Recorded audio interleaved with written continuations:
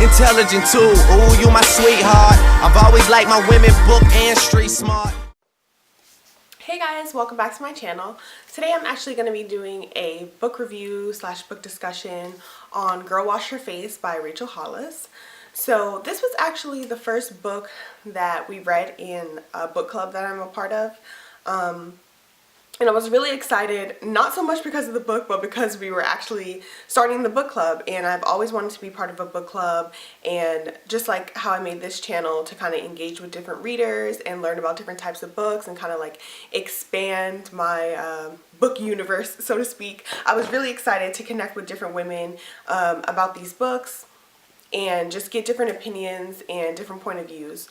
So while I was super excited to start the book club, I was not so excited about our first pick because this is like a self-help. Yeah, it's filed under self-help slash motivational and inspirational, which are just not my favorite type of books to read, to be honest. But I am glad I read this book. So Girl Wash Your Face is written by Rachel Hollis, and just some back story on her. Rachel is an author, an inspirational speaker, and also the CEO and founder of a website called thechicSite.com. And I would say that she is qualified to write a self-help book. It says here on the back on the little authors tab that she was named one of Inc. magazine's top 30 entrepreneurs under 30.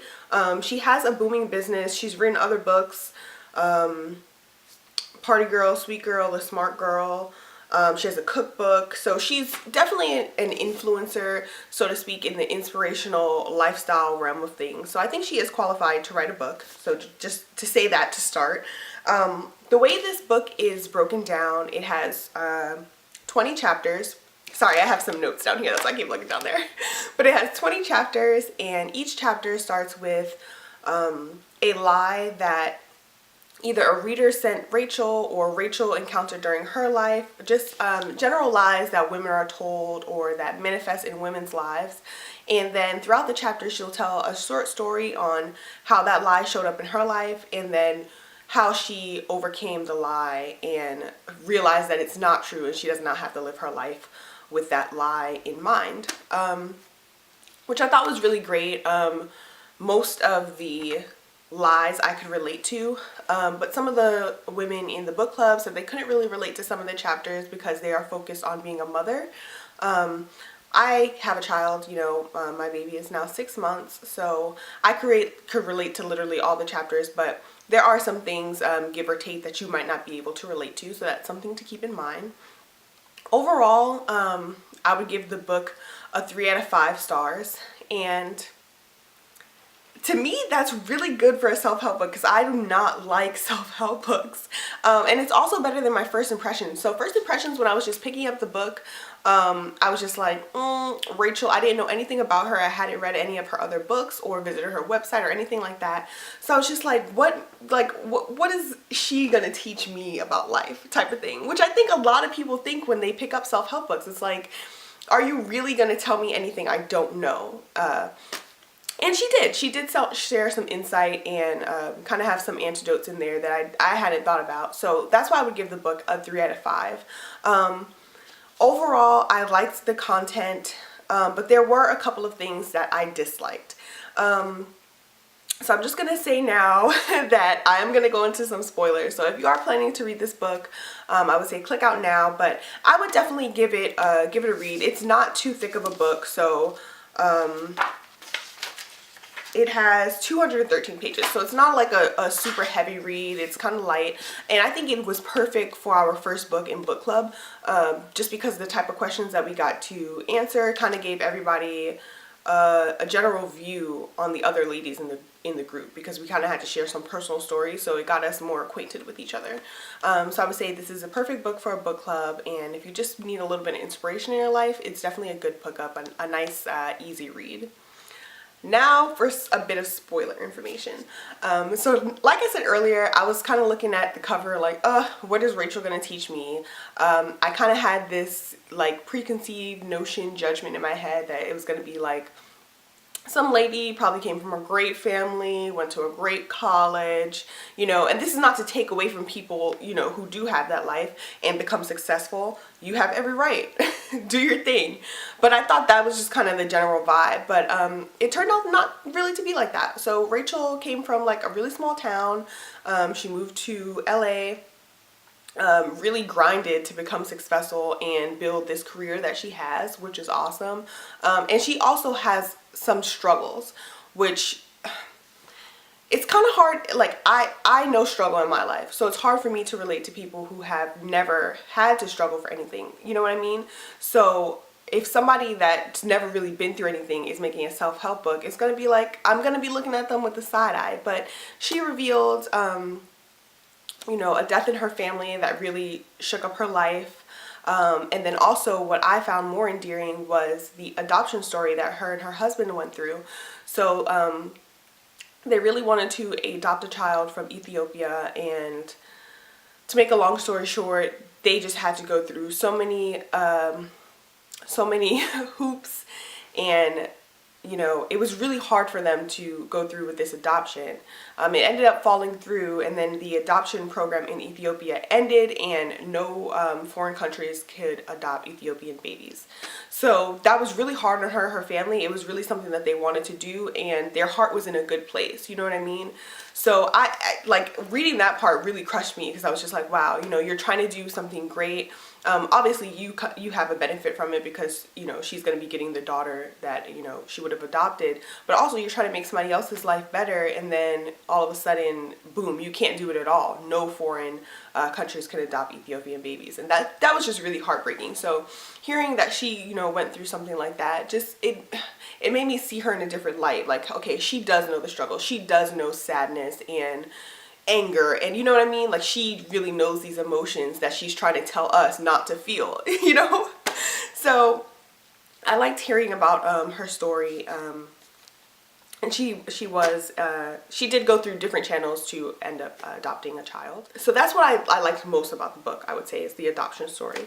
One of the things I did not like about the book is that I kind of feel like Rachel contradicted herself in a way. So let me flip back in my notes really quick. So in chapter 9, it was about not being a good mom, and she basically was saying that there's no one way to be a family, which is completely true. But I kind of feel like, at least maybe from the tone in the book, it was like there's not one way to be a family, as long as it's not the wrong way, if that makes any sense. Because in different chapters she would say like different things that are just not acceptable to her. So like, for instance, there was a chapter on sex, and basically, you know, how some women think that they are bad at sex, and it's like, no, that's not a lie that you should believe. You are good at sex, maybe you just have to try different things, maybe you haven't been with your partner long enough to know each other, and things like that, which is all things that are perfectly true. But in that chapter, she says that you can try different things to like spice up your relationship, but porn is not something that you should try. And basically her reasoning behind it was that it's detrimental to the people that are like making the scenes, and to the consumer that is watching it. And I understand how somebody could have that opinion, but I don't know, it's just like,